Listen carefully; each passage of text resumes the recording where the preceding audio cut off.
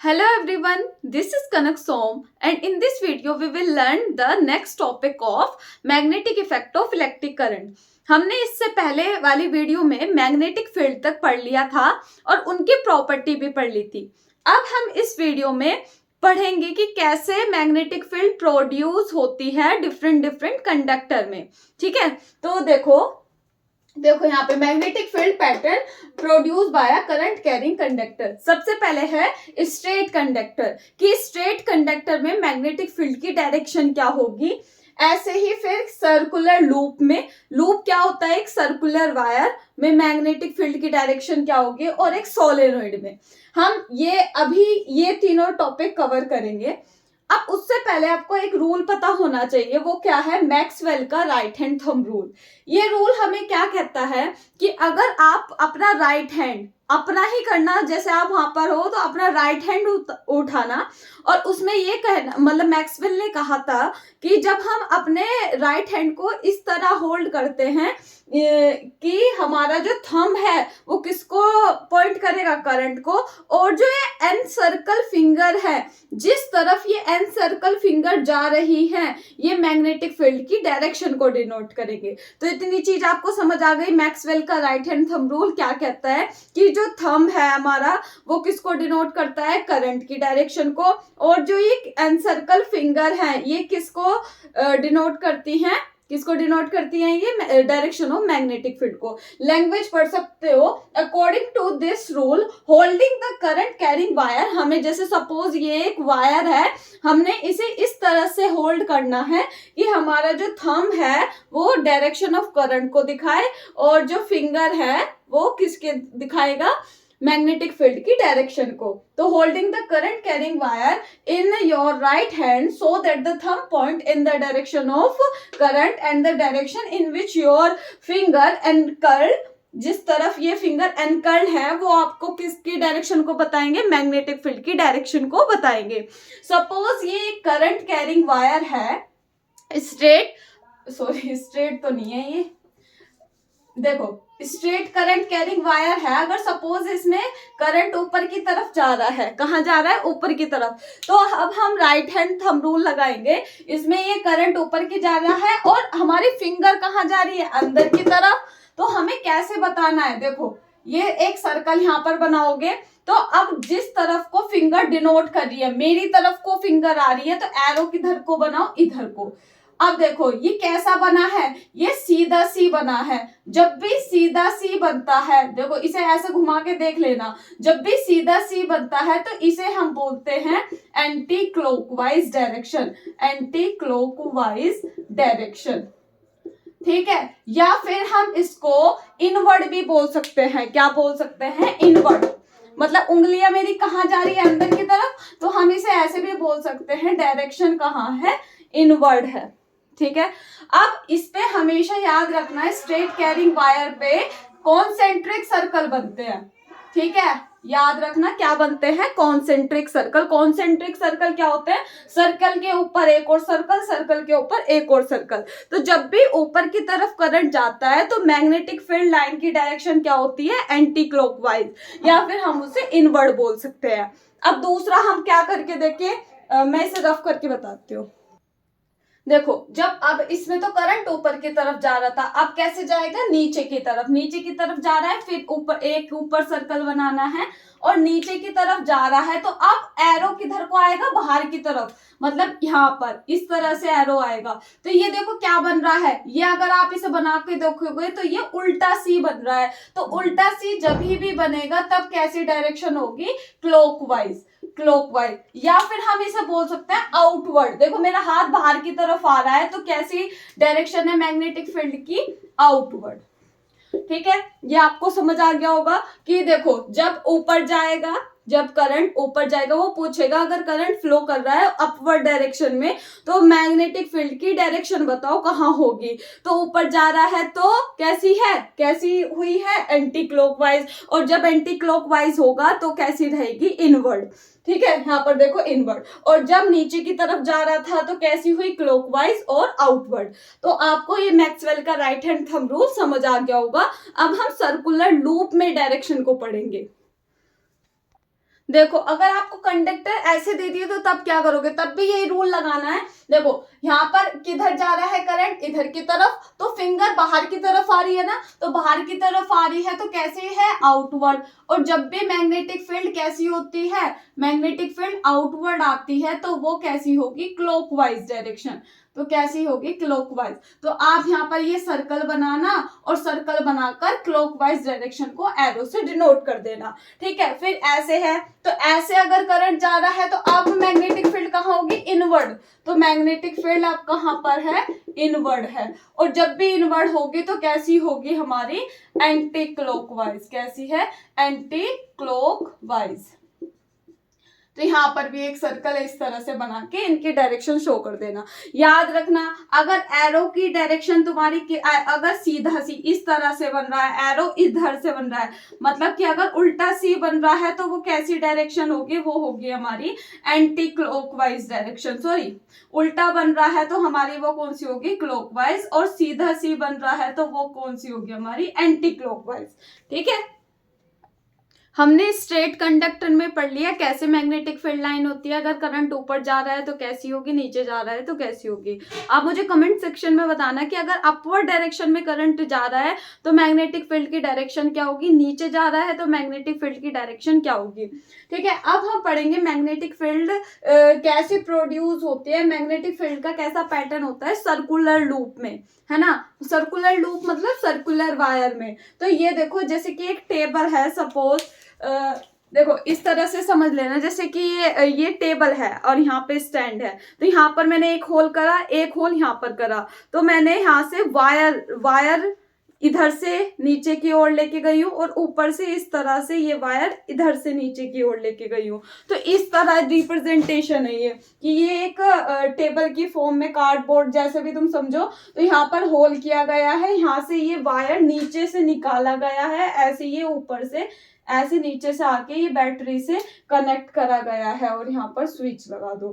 ठीक है, तो यहाँ पर ये बिंदी का मतलब होता है कि करंट ऑन है, राइट। अब इसमें देखो करंट इधर की तरफ से जा रहा है, तो जब करंट ऐसे जा रहा है तो वही हो गया ना। अगर सीधा करंट जा रहा है तो अब मैग्नेटिक फील्ड की डायरेक्शन इस तरह है, आगे की तरफ, मतलब ऐसे देखोगे तो ऐसे जा रहा है तो कैसे है, इधर की तरफ आएगी, तो कैसी डायरेक्शन होगी, ऐसे ऐसे ऐसे। ठीक है, फिर ऐसे ही देखो, ऐसे करके देखना और कैसी डायरेक्शन आएगी हमारी, इधर की तरफ। तो इधर ही ऐसे डायरेक्शन बन गए, ये ऊपर की तरफ, बीच में क्या हो जाता है, स्ट्रेट हो जाती है, क्योंकि ये कॉन्सेंट्रिक सर्कल इतने बड़े बड़े हो जाते हैं कि हमें यहाँ पर दिखाई देता है एक स्ट्रेट लाइन है। अब यहाँ पर क्या है, नीचे की तरफ, नीचे की तरफ है तो कैसी होगी, इधर की तरफ, मेरी तरफ को एरो आएगा, मतलब इधर को एरो आएगा, फिर ऐसे ऐसे, और इधर से ये एरो हमने ऐसे बना दिया। ये इंपॉर्टेंट है, ये डायग्राम बनाने के लिए भी आ जाएगा। तो आप ऐसे करोगे तो हमारी कैसे, जब देखो जब तुम नीचे कर तो कैसी होती है, क्लॉकवाइज। क्लॉकवाइज मीन्स सीधा, क्लॉकवाइज कैसा होता है, मतलब जब उल्टा सी बने, और जब सीधा सी बनता है तो उसे क्या बोलते हैं, एंटी क्लॉकवाइज। ठीक है, ये चीज समझ आ गई तुम्हें। तो याद रखना magnetic field line are circular near the circular loop, यहाँ पे तो सर्कुलर है। As we move away the concentric circle representing the magnetic field line become bigger and bigger at the centre. Circular loop के centre में हमें क्या दिखती है, स्ट्रेट लाइन दिखती है। तो ये एग्जाम में डायग्राम भी पूछ लेगा, बस आपको मेन ये कॉन्सेप्ट लगाना आना चाहिए इसमें। ठीक है, अब इससे नेक्स्ट हम पढ़ेंगे सोलेनोइड। देखो एक और बात, जो सर्कुलर लूप में देखोगे जितना आप करंट बढ़ाओगे उतनी मैग्नेटिक फील्ड भी बढ़ेगी, जितना करंट कम करोगे मैग्नेटिक फील्ड भी कम होगी। मतलब करंट डायरेक्टली प्रोपोर्शनल होता है किसके, मैग्नेटिक फील्ड के, और करंट इनवर्सली प्रोपोर्शनल होता है डिस्टेंस के। मतलब अगर जैसे ये लूप था, अगर यहाँ पर सर्कल, यहाँ सर्कल, यहाँ सर्कल, ये सर्कल दूर, यहाँ पर डिस्टेंस पहुंच गई, इतनी दूर है ये लूप से, तो क्या होगा, यहाँ पर मैग्नेटिक फील्ड क्या हो जाएगी, वीक, मतलब यहाँ पर कम होगी। जितना वो लूप के पास होंगे वहां पर मैग्नेटिक फील्ड ज्यादा होगी। इसका मतलब क्या है, डिस्टेंस जितनी ज्यादा, यहाँ रेडियस भी लिखा हो सकता है, जितनी डिस्टेंस ज्यादा उतना करंट कम, जितनी डिस्टेंस कम उतना करंट क्या होता है, ज्यादा होता है। तो ये भी याद रखना। अब हम पढ़ेंगे सोलेनोइड। अब देखो सोलेनोइड क्या होता है, जब कॉपर इंसुलेटेड वायर को हम कोयल की तरह रैप कर देंगे तो उसे हम सोलेनोइड बोलेंगे। इंसुलेटेड कॉपर वायर क्यों बोल रहे हैं, क्योंकि कॉपर का तो तार है, उसके ऊपर जो प्लास्टिक की कवरिंग है इसलिए इंसुलेटेड बोला गया है। तो इंसुलेटेड कॉपर वायर को जब हम कोयल की तरह रैप कर देते हैं इन अ सर्कुलर टर्न्स तो उसे हम क्या बोलते हैं, सोलेनोइड बोलते हैं। The solenoid is a long coil containing a large number of close turn of insulated copper wire. जब इसकी ज्यादा टर्न्स मतलब इस तरह से घुमाना, देखो इस तरह से ऐसे टर्न कर देना, तो इसे हम क्या बोलते हैं, सोलेनोइड बोलते हैं। अब इसकी जो मैग्नेटिक, अब एक और बात, ये जो सोलेनोइड होता है किसकी तरह होता है, बार मैग्नेट की तरह। इसकी मैग्नेटिक फील्ड बार मैग्नेट की जैसी मैग्नेटिक फील्ड होती है ऐसे ही सोलेनोइड की होती है। ऐसा क्यों, क्योंकि देखो एक चीज याद रखना, ये जो बैटरी का पॉजिटिव टर्मिनल है तो पॉजिटिव टर्मिनल के साइड में साउथ पोल बन जाता है।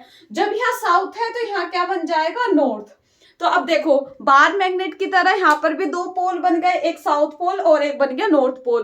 तो अब उसकी तरह ही अब तुम्हें यहाँ पे मैग्नेटिक फील्ड बनानी है। नॉर्थ से मैग्नेटिक फील्ड निकलेगी, साउथ में जाएगी और फिर साउथ से नॉर्थ, ऐसे ही नॉर्थ से निकलेगी और किस में जाएगी, साउथ में जाएगी। ठीक है, ये चीज क्लियर हो गई होगी। अब देखो इसमें एरो जरूर बना देना, इस तरह से नॉर्थ से निकल रही है और साउथ के अंदर जा रही है। तो इसमें भी सेम ही होता है कि हमने पूछा कि magnetic field outside the solenoid, magnetic field solenoid के बाहर कैसी होगी, सोलेनोइड के बाहर कैसी होगी, नॉर्थ टू साउथ, और इनसाइड कैसी होगी magnetic field, south to north. और यूनिफॉर्म कहाँ होगी, तो यूनिफॉर्म होगी किसके, सोलेनोइड के अंदर, इनसाइड द सोलेनोइड। या सेम देखो एक क्वेश्चन घुमाने के लिए ये पूछा जाएगा, ऐसा कौन सा कंडक्टर है जिसके अंदर मैग्नेटिक फील्ड सेम रहती है।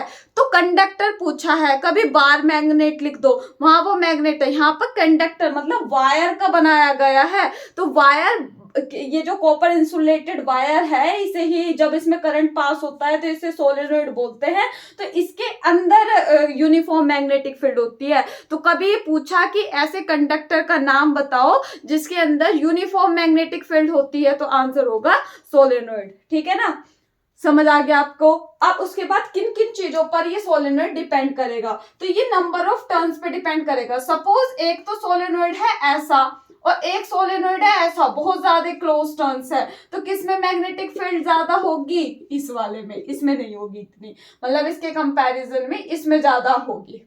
ठीक है, दूसरा क्या है, वो किस पे डिपेंड करता है, करंट पर। किस पे डिपेंड करेगा, करंट पर, मतलब जितनी ज्यादा करंट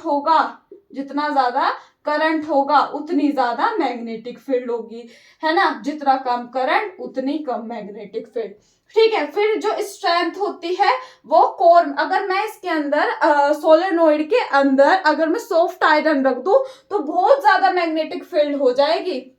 और यहाँ पर भी वही लॉजिक लगेगा, अगर डिस्टेंस दूर हो रही है तो यहाँ पर मैग्नेटिक फील्ड कम होगी, और जितनी पास यहाँ पर ज्यादा कहाँ मैग्नेटिक फील्ड होगी, जितना सोलेनोइड के पास रहेंगे। इसमें भी वही है, पोल्स पे सबसे ज्यादा सोलेनोइड के अंदर क्या होती है, यूनिफॉर्म, और सबसे मैक्सिमम यही होती है। ये चीज समझ आ गई होगी। ठीक है, तो कोई प्रॉब्लम हो तो मुझसे पूछ लेना, ये बहुत इंपॉर्टेंट टॉपिक है, पढ़ लेना अच्छी तरह। सोलेनोइड को बहुत क्वेश्चन पूछे गए हैं इससे। अब हम इससे ही इलेक्ट्रोमैग्नेट पढ़ेंगे।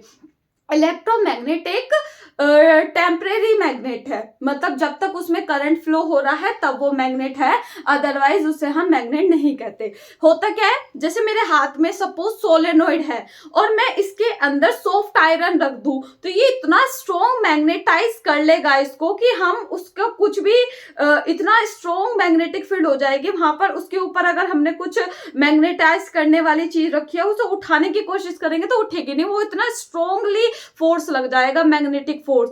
तो क्या होता है कि जब हम सोलेनोइड के अंदर किसी सॉफ्ट आयरन को रख दें तो अब ये किसकी तरह एक्ट करेगा, स्ट्रॉन्ग मैग्नेटिक फील्ड प्रोड्यूस होने की वजह से ये इलेक्ट्रोमैग्नेट की तरह एक्ट करने लगता है। तो इलेक्ट्रोमैग्नेट से भी क्वेश्चन पूछे जाते हैं, और फिर हम डिफरेंस पढ़ेंगे इलेक्ट्रोमैग्नेट के बीच में और बार मैग्नेट के बीच में डिफरेंस क्या होता है। ओके। अब हम इससे आगे इलेक्ट्रोमैग्नेट को पढ़ेंगे। इलेक्ट्रोमैग्नेट मैंने बताया अगर सॉफ्ट आयरन कोर है, मतलब या तो इनसाइड उसके क्या रख दो, सोलेनोइड के अंदर क्या रख दो, सॉफ्ट आयरन। तो देखो सोलेनोइड क्या होता है, कॉपर इंसुलेटेड वायर को कोयल कर देता है। अब इसके अंदर क्या रखा गया है, ये सॉफ्ट आयरन। तो जो अंदर क्या है, सॉफ्ट आयरन, और इसके ऊपर क्या कर दिया है, कॉपर इंसुलेटेड वायर को कोयल कर दिया है। तो इसे हम क्या बोलेंगे, इलेक्ट्रोमैग्नेट। तो देख लो, electromagnet is a magnet consisting of a long coil of copper insulated wire wrapped around a soft iron core that is magnetized only when electric current is passed। ध्यान रखना, केवल तभी ये इलेक्ट्रोमैग्नेट है जब तक इसमें करंट पास होगा। करंट ऑफ, ये भी खत्म, मैग्नेट नहीं अभी है। तो जब तक करंट चलता रहेगा तभी ये मैग्नेटाइज करती है, अदरवाइज नहीं। तो इसलिए हम इसे टेम्परेरी मैग्नेट भी कहते हैं। किस किस पे डिपेंड करेगी, नंबर ऑफ टर्न्स पे। जितने ज्यादा नंबर ऑफ टर्न्स उतना ज्यादा मैग्नेटाइज करेगी, जितना ज्यादा करंट उतनी ज्यादा। अगर इनके पोल्स पास पास आ जाए तो ये तब भी। तो पोल्स कैसे पास आ सकते हैं, अगर हम यू शेप की मैग्नेट को यूज करें। कैसी, यू शेप की, उसे हम क्या बोलते हैं, हॉर्सशू मैग्नेट। मतलब अगर हमें सोलेनोइड को इस तरह से बनाए कि वो यू शेप का हो जाए, तब ये और ज्यादा मैग्नेटाइज करेगा। सॉरी, ये आपको देखो समझ आ गया होगा। अब हम इसमें क्या पढ़ेंगे, difference between bar magnet and electromagnet. अब हम इनके बीच में डिफरेंस पढ़ेंगे, किसके, परमानेंट मैग्नेट के और इलेक्ट्रोमैग्नेट के। देखो परमानेंट मैग्नेट मतलब बार मैग्नेट, टेम्परेरी मतलब इलेक्ट्रोमैग्नेट। ये जो होती है ना बार मैग्नेट, ये परमानेंट है। पहला तो डिफरेंस ये टेम्परेरी है। दूसरा क्या है, ये वीक, इनका ना कंपैरेटिवली इलेक्ट्रोमैग्नेट के कंपैरिजन करें तो इनका वीक फोर्स ऑफ अट्रैक्शन होता है, और इनका बहुत ज्यादा force of attraction, magnetic force का अट्रैक्शन इनके पास बहुत ज्यादा होता है। और स्ट्रेंथ ऑफ परमानेंट मैग्नेट, इनकी स्ट्रेंथ को चेंज नहीं कर सकते, जितनी है उतनी रहेगी, लेकिन इनकी हम चेंज कर सकते हैं। कैसे, नंबर ऑफ टर्न्स को बढ़ा के, करंट को बढ़ा के, ऐसे हम इनको, और पोल्स को पास में लाके हम इनके स्ट्रेंथ को और ज्यादा बढ़ा सकते हैं। अब इनके polarity means north pole south pole, इन्हें चेंज ही नहीं कर सकते, लेकिन हम इसमें इलेक्ट्रोमैग्नेट के डायरेक्शन को चेंज कर सकते हैं बाय चेंजिंग द करंट। मैंने कहा था ना कि ये जो ये वाला टर्मिनल होता है बैटरी का, यहाँ से अगर जाएगा तो यहाँ पे क्या बनेगा, साउथ पोल। मतलब अगर पॉजिटिव वाला है तो यहाँ पर क्या बनता है, साउथ पोल, ठीक है ना। और दूसरी साइड क्या बनता है, नॉर्थ पोल। अगर मैं बैटरी को चेंज कर दूं और यहाँ पर इस तरह से हो जाए तो अब इधर साउथ बनेगा, इधर नॉर्थ बनेगा। तो इनकी पोलैरिटी चेंज की जा सकती है, ठीक है। आप स्क्रीनशॉट ले सकते हो, ठीक। अब इसके बाद इसका जो बाकी टॉपिक्स बचे हैं वो मैं नेक्स्ट वीडियो में अपलोड करूंगी, बाकी आप देखते रहो। एक इस चैप्टर में सबसे बड़ी कंफ्यूजन वही होगी कि आपको क्वेश्चन थोड़े एक्स्ट्रा मिलेंगे जो आपको बिल्कुल समझ नहीं आएंगे, वो टॉपिक्स कट है। तो जितना मैं पढ़ा रही हूँ वही आएगा बस। तो इन्हीं सब टॉपिक को पढ़ना, वीडियो पूरी देख लेना, प्लेलिस्ट मैंने बना रखी है, और क्रैश कोर्स की भी बना रखी है, जो साइंस का क्रैश कोर्स है। सारी वीडियोस देख लो एक साथ, अभी आपके पास टाइम है तो अच्छे से प्रिपरेशन हो जाएगी। और फिर मैंने बाद में इन सब चैप्टर की क्वेश्चंस की भी वीडियो बना दूंगी। इसके बाद हम चैप्टर इलेक्ट्रिसिटी स्टार्ट करेंगे, जल्दी ही करेंगे, ठीक है। Thank you.